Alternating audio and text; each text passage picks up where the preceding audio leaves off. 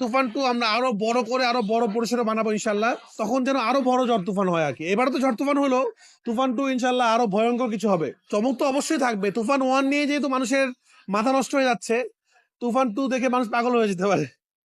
অনাকাঙ্ক্ষিতভাবে তুফান 2 সিনেমায় শাকিবের বিপরীতে অভিনয় করতে যাচ্ছে অপু বিশ্বাস।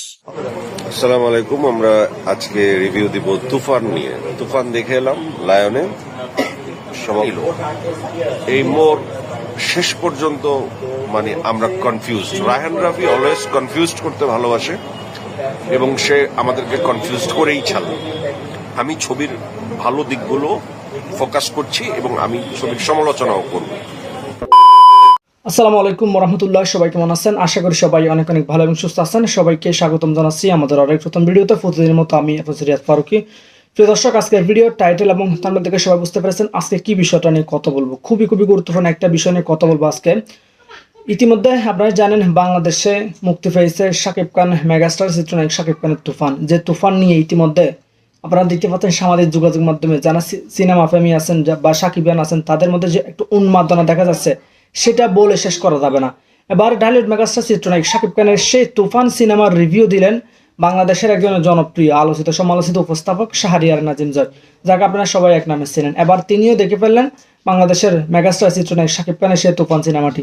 এবার তুফান সিনেমাটি নিয়ে প্রসঙ্গে কি বললেন শাহরিয়ার নাজিম জয় আমরা একটু বিস্তারিত দেখে আসবো। তার আগে আপনাকে ছোট্ট একটি অনুরোধ করবো, যারা আমাদের এই চ্যানেলটিতে এখন নতুন সাবস্ক্রাইব করে সাথে থাকবেন।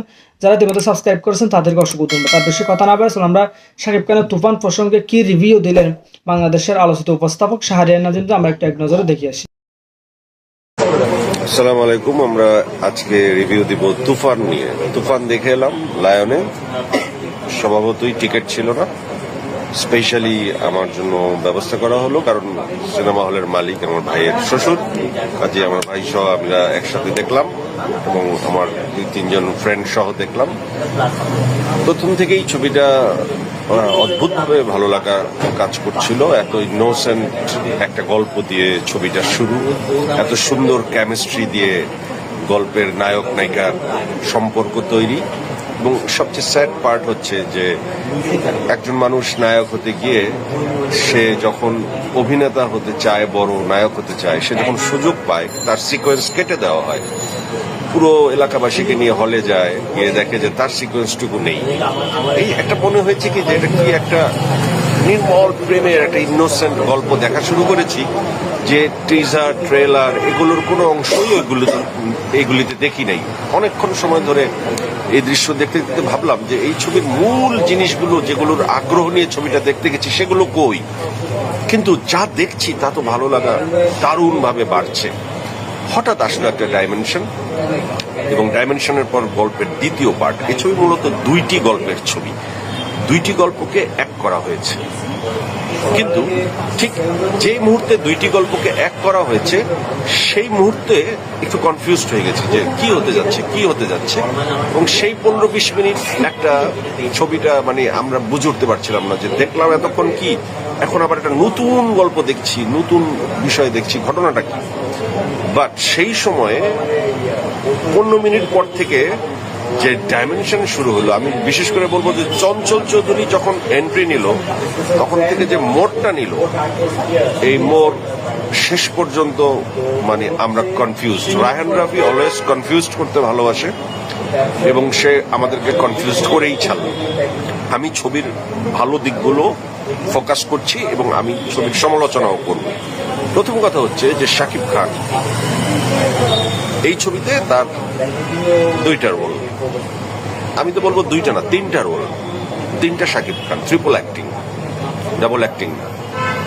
তো যখন প্রথম ইনোসেন্ট শাকিব খান, একটা সাধারণ শাকিব খানের নায়ক হতে চাওয়া একজন শাকিব খানকে দেখি, তার অসাধারণ অভিনয়, এই অভিনয়টা বোধ হয় রায়হান রাফির ক্রেডিট, যে রায়হান রাফি তার এই সাবলীল অভিনয়টা, সিনেমার নায়কের বাইরের অভিনয়টা, এই ক্রেডিটটা আমি রায়হান রাফিকে দিব, কারণ শাকিব খানের এ ধরনের অ্যাক্টিং আমি দেখি নাই আগে।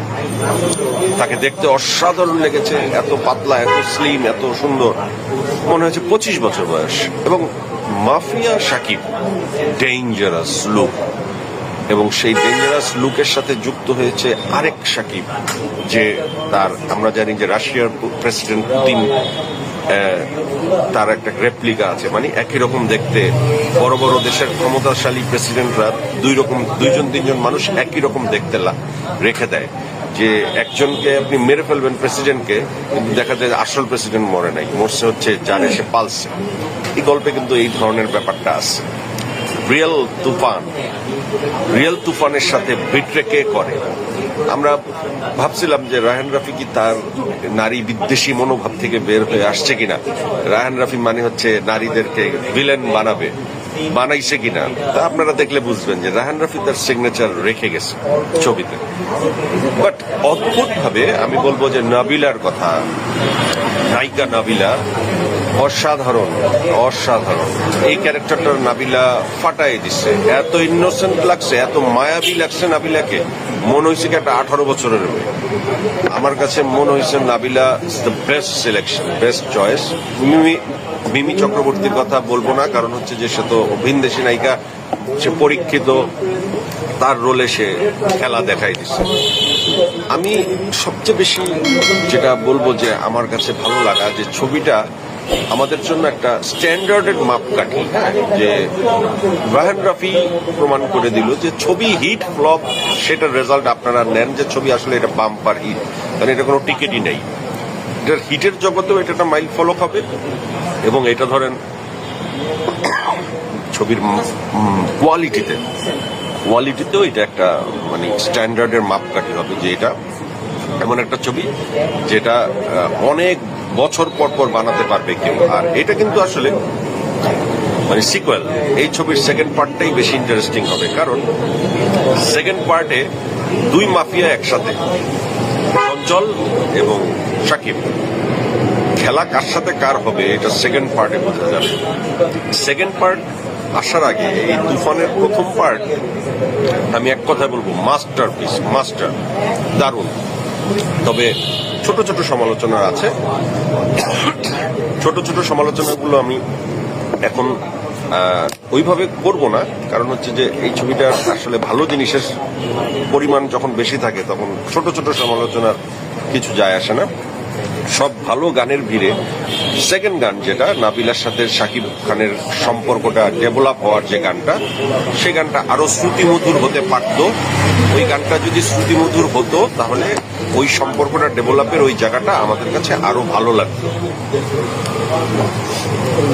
অনেক বড় অভিনেতাদেরকে এখানে রাখা হয়েছে, কিন্তু তাদের দৃশ্য খুবই কম।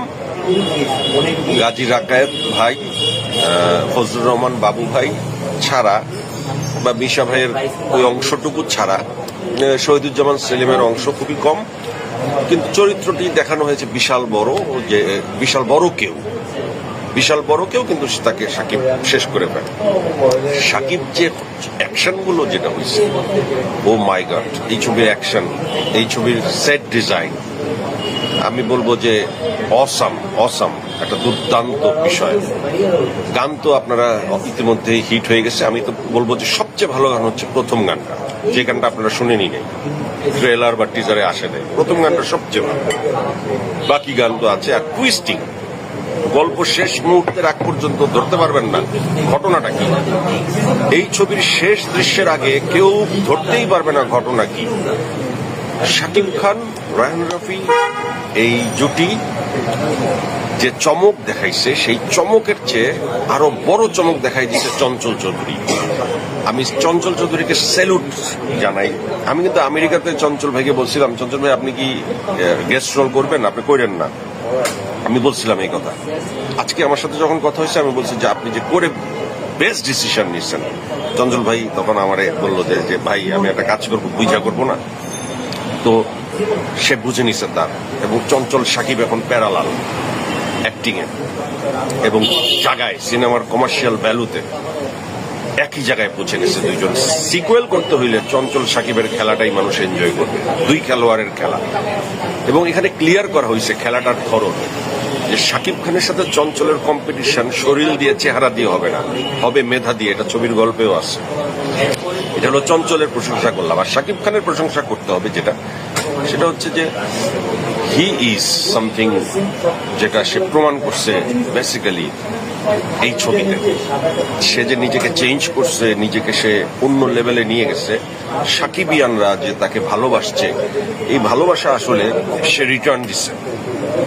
সাকিবিয়ানদের ভালোবাসা সে রিটার্ন দিচ্ছে তুফানে। আর Raihan Rafi, you are a master. আমি বলবো যে তুমি মাস্টার, তুমি ডিরেক্টরদের মানে সিনেমার জন্য তুমি নাম্বার 1। কিন্তু তোমার সম্পর্কে খালি অভিযোগ শুনি, তুমি নাকি উল্টাপাল্টা কথা বলো, মেজাজ হারাও। এটা তোমার ঠিক না। 1, 2 ছবি, 3 ছবি, 4 ছবি না, তোমার 30টা ছবি হিট হইলো, তুমি কিন্তু মেজাজ ঠিক রাখবা। বেশি হট হয়ে গেলে তখন কিন্তু তোমার ক্যারিয়ারটা ডাউন হয়ে যাবে। এটা খুব ডেঞ্জারাস জায়গা। কিন্তু এখানে শাকিব খানের অনেক পলিটিক্স পার করে আজকে শাকিব খান হইতে হয়েছে। রাজকুমার যদি হিট না হইতো, প্রিয়তমা যদি হিট না হইতো, শাকিব খানের ইকুয়েশনটা কি হইতো তোমরাই বলো। তুমি তো এন্টি ছিলে, সুরঙ্গ যখন মানেছো শাকিব খানের প্রতিদ্বন্দ্বী তুমি ছিলে। যে আমি তোমাকে সাজেস্ট করবো যে তুমি কিন্তু অহংকার করবা না রাফি, তোমাকে আমার অনেক পছন্দের, তোমাকে এটা আমি সাজেশন দিলাম যে অহংকার ছাড়া চলো, তুমি কথা কম বলো, তোমার কাজই তোমার কথা বলবে। আর আমি নাবিলার প্রতি মুগ্ধ, আমি খুশি। মিমির জায়গায় ঠিক আছে। আর রাফি, তুমি অসাধারণ একটা গল্প চয়েস করছো, অসাধারণ, এটা আমি বলবো। কিন্তু ওই জায়গাটা যখন ট্রান্সফরমেশনটা এক গল্প থেকে আরেক গল্পে ঢুকতেছো, ওই 10-15 মিনিট একটু বোরিং লাগছে, 10-15 মিনিট কনফিউজ ছিলাম। বাট এটাকে তুমি চঞ্চলের আসার পর থেকে যেভাবে ওভারকাম করে দিচ্ছ এবং লাস্ট পর্যন্ত যা যা দেখাইছো, এবং লাস্ট দৃশ্য না দেখে এই ছবির মাপার কোনো বিষয়ে কেউ আনতে পারবে না। এই ছবি যে কি ছবি, এটা লাস্ট দৃশ্যের আগে বুঝে যাবেন। আমি সাধুবাদ জানাই। এবং ছবির ব্যবসা সুপার ডুপার হিট, হল মালিকদের সাথে কথা বলছি, সবার সাথে। এই ছবি কেউ আটকে রাখতে পারবে না। এটা মাস্টারপিস ছবি হয়ে গেছে। এটা সিকুয়েল কি হবে সেটা নিয়ে এখন আসলে আমাদের প্রত্যাশা। আর খুবই দুঃখজনক ভাবে অন্য আর কোনো ছবির রিভিউ দিব না। রিভেঞ্জের সেল জানলাম, এটা সন্তোষজনক না। কাজে আমি অন্য ছবি নিয়ে আর কোনো কথা বলবো না। আমি সব ছবির ভালো চাই। আমি তুফানের সাফল্য কামনা করলাম, এবং আমার কামনায় কিছু যায় আসে না। তুফান 2 আমরা আরো বড় করে আরো বড় পরিসরে বানাবো ইনশাল্লাহ। তখন যেন আরো বড় ঝড় তুফান হয় আর কি। এবারে তো ঝড় তুফান হলো, তুফান 2 ইনশাল্লাহ আরো ভয়ঙ্কর কিছু হবে। চমক তো অবশ্যই থাকবে। তুফান 1 নিয়ে যেহেতু মানুষের মাথা নষ্ট হয়ে যাচ্ছে, তুফান 2 দেখে মানুষ পাগল হয়ে যেতে পারে। অনাকাঙ্ক্ষিতভাবে তুফান 2 সিনেমায় শাকিবের বিপরীতে অভিনয় করতে যাচ্ছে অপু বিশ্বাস। অর্থাৎ শাকিবের নায়িকা হয়ে কাজ করবেন এই কুইন। সম্প্রতি তুফানের পরিচালক রায়হান রাফির কিছু মন্তব্যে ঠিক এমনই একটা আলোচনা উঠে এসেছে মিডিয়া জুড়ে। বলা হচ্ছে অপু বিশ্বাসের শেষ স্বপ্নটি নিজে হাতেই পূরণ করবেন রায়হান রাফি। অন্যদিকে কেউ তো এটাও বলছে শাকিবের ইচ্ছেতেই অপু বিশ্বাসের আগমন হতে যাচ্ছে তুফান 2 সিনেমায়। তাই তার বিস্তারিত জানতে অবশ্যই ভিডিওটি না টেনে সঙ্গে থাকুন। প্রিয়তমার পরে এবার শাকিবের ব্যবসা সফল সিনেমা হয়ে উঠেছে তুফান, যেখানে সিনেমার এক একটি গানের মাধ্যমে যতটা উপার্জন করেছেন তা অনেক সময় পুরো সিনেমার মধ্য দিয়েও সম্ভব হয় না। অর্থাৎ প্রিয়তমা দিয়ে যেমন বাংলার সকল রেকর্ড ভেঙে দিয়েছিলেন শাকিব খান, ঠিক তেমনি তুফানের মধ্য দিয়ে হয়তো প্রিয়তমার রেকর্ডটি ভেঙে যেতে পারে। কেননা শাকিবের দেওয়া ইঙ্গিত অনুযায়ী খুব শীঘ্রই সিনেমাটির উপার্জন 100 কোটি ছুঁতে যাচ্ছে। অন্যদিকে চাঞ্চল্যকর তথ্য দিয়েছেন তুফান সিনেমার পরিচালক রায়হান রাফি। রাফি বলেন, খুব শীঘ্রই তুফান 2 নির্মাণের কাজ শুরু করার ইচ্ছে রয়েছে তার। অর্থাৎ আবারও যে দর্শকদের জন্য শাকিবের পক্ষ থেকে ভালো কিছু আসতে যাচ্ছে সেটা তো বলাই যায়।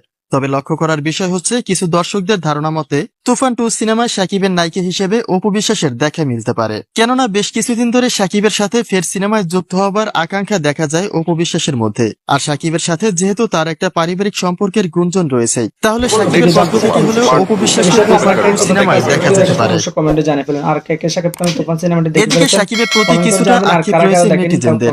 বলা হচ্ছে দেশি নায়িকাদের রেখে প্রতিটি সিনেমায় কেন বিদেশি নায়িকা রাখা হচ্ছে, তাতে কি দেশি নায়িকাদের মান পূর্ণ হচ্ছে না?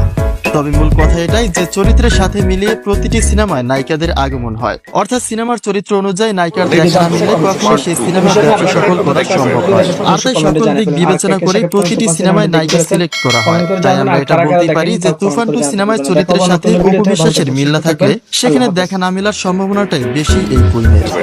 অবশ্যই কমেন্টে জানিয়ে ফেলুন আর কে কে শাকিব খানের তুফান সিনেমাটি দেখে ফেলেছেন কমেন্ট করে জানাবেন। আর কারা কারা দেখেন তাও কমেন্ট করে জানাতে ভুলবেন না। দেখা হবে অন্য কোনো ভিডিওতে। ভালো থাকবেন, সুস্থ থাকবেন। আল্লাহ হাফেজ।